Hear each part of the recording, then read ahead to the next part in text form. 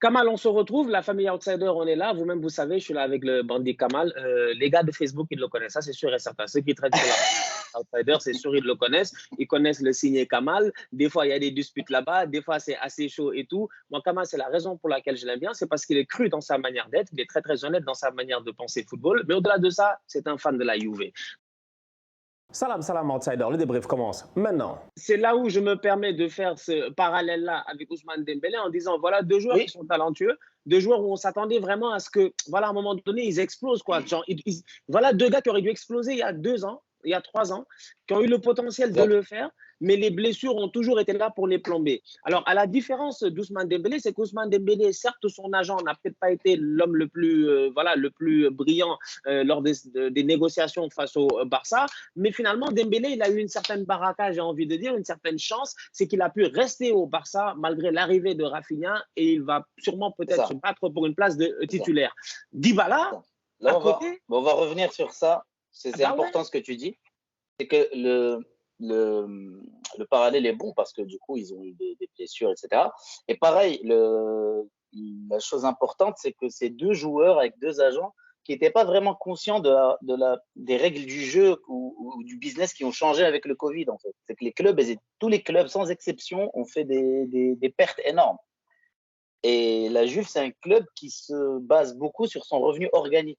C'est-à-dire ce qu'ils faisaient rentrer en merchandising, vu qu'ils possèdent leur propre stade, ça faisait beaucoup de manque à gagner. Et les joueurs ont accepté des baisses de salaire. Et le seul qui est venu dire je veux un salaire beaucoup plus élevé, c'est Dybala. Donc il est arrivé, il a dit moi je veux 15 millions. Et donc là, ils l'ont regardé, ils lui ont dit est-ce que tu es sérieux 15 Il lui millions dit en Italie.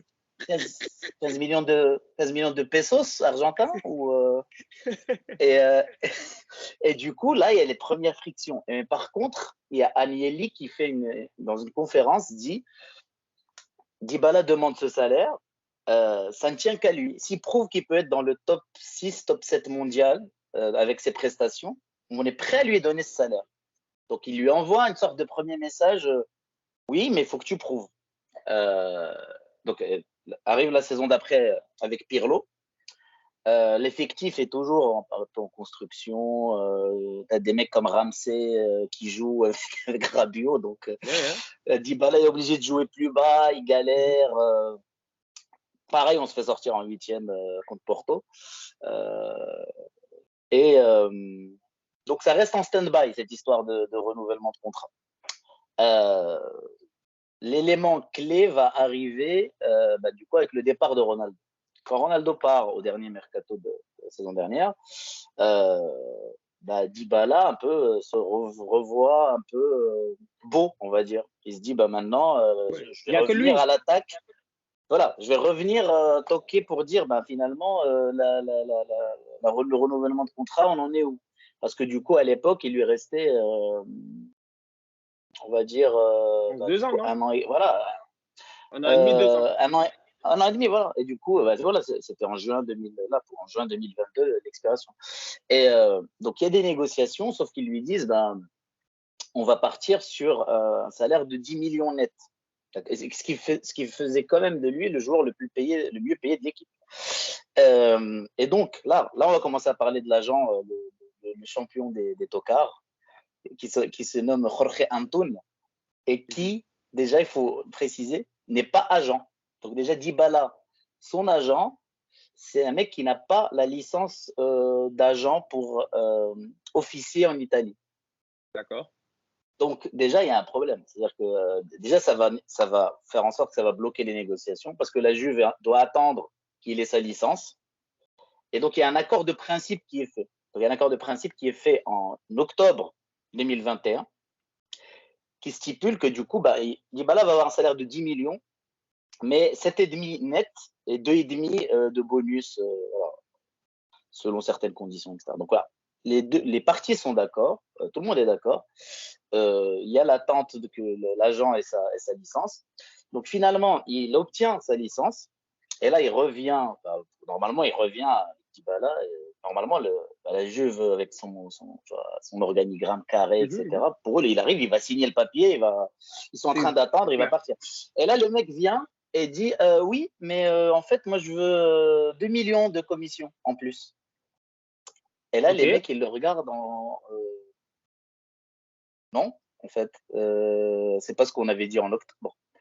Donc déjà, ça jette un froid, si tu veux, dans la salle.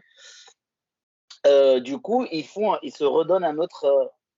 La Juve fait un effort, on va dire en termes de gentleman agreement. Ils se disent bon, on va refaire un autre point pour voir, on va, comment dire en anglais, meet halfway. On va voir comment on va organiser les commissions, etc. Donc le mec repart en Argentine et au moment où il y a un autre meeting, il annule, il ne vient pas en fait. Ok. Il vient pas au meeting. Et là, la Juve pète un câble quoi. Ils se disent bah non, mais le mec n'est pas sérieux et Dybala, c'est un adulte. Il a la responsabilité de l'agent qu'il a pris. Il peut Tout virer à son fait. agent et prendre un autre agent. Déjà, il n'est pas Tout à fait. prisonnier de cet agent. Cet agent ne possède pas ses droits, etc. Et la Juve commence à lui dire bah non, écoute, à ce moment-là, faudrait que tu penses à te séparer de cet agent pour ta carrière, etc. Il est en train de te mettre des bâtons dans les roues. Et il faut savoir que cet agent, sa profession, c'est vendeur de voitures d'occasion en Argentine. Et, Bon, après, et tu Dybala, sais, là, après, je c'est vais vrai, te tu vas me dire, dire que Raiola était voilà, pizzaiolo. voilà, voilà. Oui, C'est les pizzas. mais il est devenu agent et il a travaillé pour devenir agent, quoi. Lui, c'est comme si tu avais pris Raiola quand il était pizzaiolo et que tu l'avais amené dans une salle de négociation avec les mains pleines de pâtes et de sauce tomate, en train de serrer la main à Nil. Euh, donc, donc voilà. Et Dybala voulait pas changer d'agent parce que ce mec, si tu veux, c'était le meilleur ami de son père. Et du coup, quand il a perdu son père très tôt, ce mec était un peu son père de substitution, etc., etc. Bon, il y a cet aspect. Mais après, dans l'aspect pro, pardon, il y avait ce gros problème. Et ce qui va se passer à ce moment-là, c'est que bah déjà, la Juve lui dit, bah, attends, maintenant, l'accord qu'on a en octobre, bah, si tu veux, il n'est plus valable parce que voilà, il se passe des choses bizarres. Et il y a une déclaration d'Agnelli qui dit si Dybala maintenant veut qu'on renouvelle son contrat, il va falloir il est en train de passer une période difficile. Il faut qu'il montre que c'est un leader. Donc il fait ça. Et il y a aussi l'autre, Arriva Bene, le directeur général qui est venu de chez Ferrari, qui lui est très carré, il a une tête de mafieux, tu vois, tu rigoles pas trop avec lui.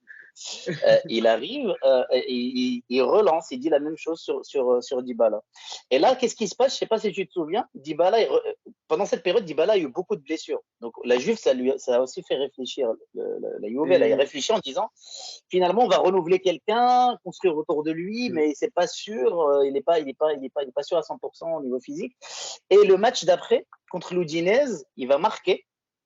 Et là, il va regarder les tribunes, les dirigeants, et il va leur faire un espèce tu vois, un espèce de regard méchant, en mode, voilà, vous parliez de prouver, voilà, je viens de marquer. Sauf qu'il vient de marquer contre l'Udinese, quoi. Enfin, il vient pas de marquer en quart de Au finale final des de Ligue Champions. des Champions. Voilà. Et donc, il jette ce regard un peu arrogant. Et en conférence de presse, il prend les gens pour des cons. Il leur dit non, non, non, j'étais en train de chercher un ami dans les tribunes. Et donc là, le rapport, il devient vraiment très froid entre les deux. Et là, je pense qu'il a juste, enfin, c'était de l'orgueil, etc. Et que à la fin, comme on va faire un flash forward, à la fin, quand il pleure à la fin de la saison parce qu'il se rend compte de ce qu'il a perdu, en fait. Et ce qui se passe, c'est qu'après ça, la Juve, l'autre élément clé, c'est que la Juve, elle lui fait si on veut dire, une deuxième Cristiano Ronaldo, en ramenant Vlahovic et en disant, Vlahovic, dans les déclarations, c'était Vlahovic est au centre du projet. Donc là, ça veut dire que tu lui envoies un message en lui disant, maintenant, si tu veux, on va construire Bah autour ouais. de. T'es plus Bah, le roi, quoi. bah ouais, tout à fait. Et puis en plus Et de ça, j'ai même envie de rajouter, tu rajoutes en plus de ça un Alvaro Morata et tu vois déjà la manière à laquelle juste cette cohabitation Vlahovic-Morata, elle a été un tout petit peu compliquée. Tu rajoutes Dybala qui n'est pas forcément constamment là, qui est blessé, qui manque de rythme, qui ne prend pas le pouls de l'équipe en tant que tel pour être performant, c'est difficile. J'ai envie de t'amener vers finalement Dybala, son agent, la Juve, il y a un respect et une non-compréhension qui a été faite là-bas. Mais quand est-ce que Dybala, finalement, il se fait aussi snober par l'Inter. En fait, c'est que Paolo, personne ne l'a respecté dans le quartier. En fait, c'est que moi, je veux qu'en fait, au comprendre. final, Qu'est-ce qui s'est passé avec l'Inter finalement après? Pourquoi il n'est ouais, pas allé à en fait, l'Inter? Pourquoi l'Inter ne l'a pas pris quand même? après, il y a deux éléments, en fait. Ce qu'il faut savoir, c'est que Dybala, il y a des fans de la Juve qui pensent que Dybala a finalement refusé l'Inter pour fidélité pour la Juve. C'est faux. Parce que son agent traitait avec l'Inter dès le mois de mai, début juin. Donc, ils sont allés voir l'Inter, etc. Ils avaient un accord de principe autour de 7 millions, en fait, on va dire 6 millions et demi plus 1 million et demi de bonus, etc. Et ce qui s'est passé, c'est qu'il y a eu une espèce de jeu de poker menteur. C'est-à-dire que Marotta, en fait, a toujours eu cette habitude, directeur sportif de l'Inter et qui était directeur sportif de la Juve, toujours eu cette habitude qui est bonne mais en même temps mauvaise, d'essayer de jouer au poker menteur, d'attendre et de dire, d'accord, on a un accord avec le joueur, il est bloqué, mais on temporise pour voir. Et en fait, le but était de pousser Dybala à diminuer son exigence salariale. Et c'est ce qui se passait au fur et à mesure. Sauf que ce qui s'est passé, c'est que le passif de blessure de Dybala, plus son agent, on va dire, qui est un peu tricard, que tout le monde connaît dans le milieu comme étant un agent qui demande trop de commissions, etc., a fait qu'aucun gros club n'a voulu se positionner, en fait. Et aussi, aucun gros club n'avait vraiment de besoin de ce profil, on va dire, de 9,5. À Tottenham, ils n'en ont pas besoin. Man U, ils sont saturés devant. Arsenal a pris Gabriel Jesus. City, ils ont Haaland et tout ce qui va avec. Chelsea, pareil. Donc, si tu procèdes par élimination, tu vois qu'en fait, il n'y a personne, en fait.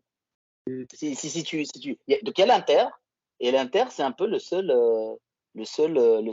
club qui se positionne. Et il y avait un moment le Milan, mais ils sont sortis de la course. Napoli, ils ne voulaient pas poser autant de salaire.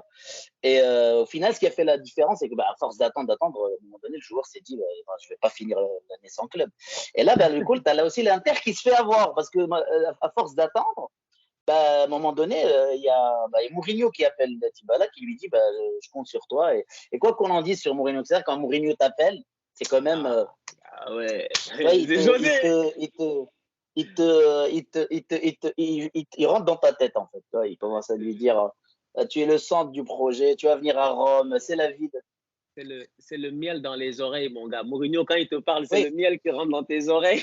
Oui, voilà. Et même t'as même Totti qui lui a dit mais si tu viens, tu peux prendre le numéro 10.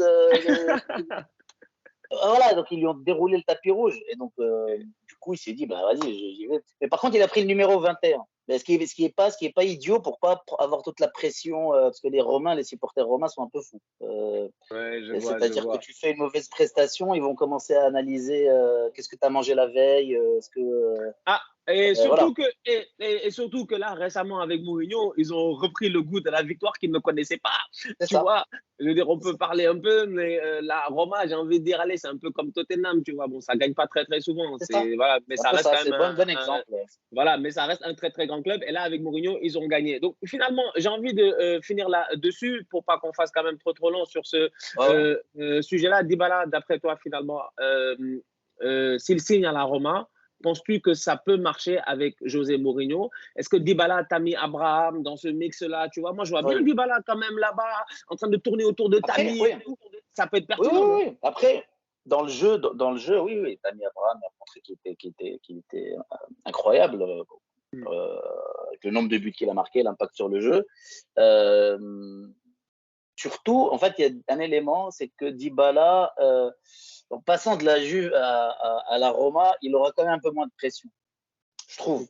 Surtout qu'à la Juve, il portait un peu trop les choses sur ses épaules. Et aussi le fait, du coup, de jouer en Europa League, ça va peut-être le libérer un peu. Il va faire une saison un peu pour retrouver confiance. Et oui, au niveau complémentarité, il peut jouer du coup derrière l'attaquant, etc. C'est surtout que la Juve veut prendre Zaniolo de la Roma. Oui, effectivement. Donc, en gros, il viendrait prendre ce poste-là. Cool.